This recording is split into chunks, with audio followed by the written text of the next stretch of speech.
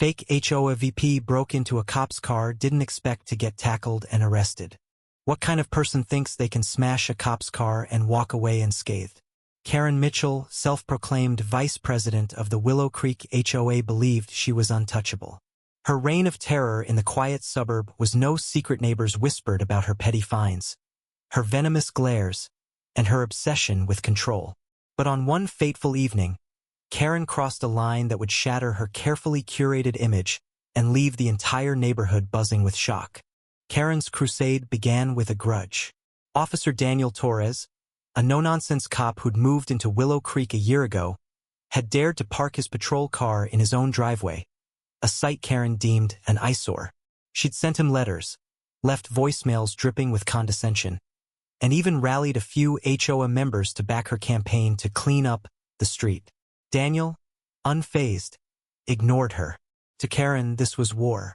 Her pride couldn't handle being dismissed, and her resentment festered into a plan so reckless it would unravel her world. Under the cover of dusk, Karen crept toward Daniel's driveway, her heart pounding with a mix of rage and exhilaration. She carried a crowbar, a can of spray paint, and a warped sense of justice. If Daniel wouldn't comply, she'd make him. She swung the crowbar, shattering the patrol car's driver's side window. Glass rained onto the pavement, glinting under the streetlights. She sprayed "Move It" in bold red letters across the hood, her hands shaking with adrenaline. Each swing, each spray felt like a victory. She was the HOA's queen, enforcing her rules, unstoppable. Or so she thought. What Karen didn't know was that Daniel wasn't home, but his partner, Officer Sarah Gwynn, was parked across the street, watching. Sarah, off-duty but always vigilant, had heard rumors about Karen's vendetta. When she saw a figure skulking toward Daniel's car, she grabbed her radio and called for backup, her eyes narrowing as she recognized Karen's flashy jacket. The audacity stunned her. This wasn't just vandalism. It was a direct challenge to everything Sarah and Daniel stood for. She slipped out of her car, moving silently, her pulse racing as she prepared to confront the HOA tyrant. As Karen raised the crowbar for another blow, Sarah's voice cut through the night. "Drop it now!" Karen froze, her face a mask of disbelief. She spun around, crowbar still in hand, and sneered.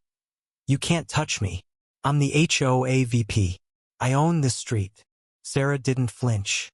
"You're done, Karen," she said, stepping closer. Karen's bravado faltered, but she doubled down, swinging the crowbar wildly. That was her mistake.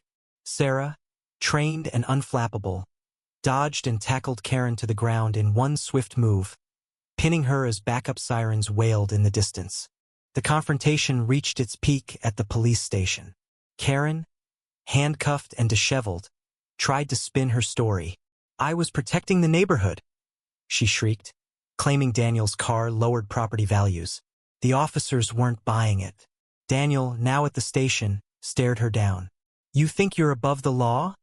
he asked, his voice calm but cutting.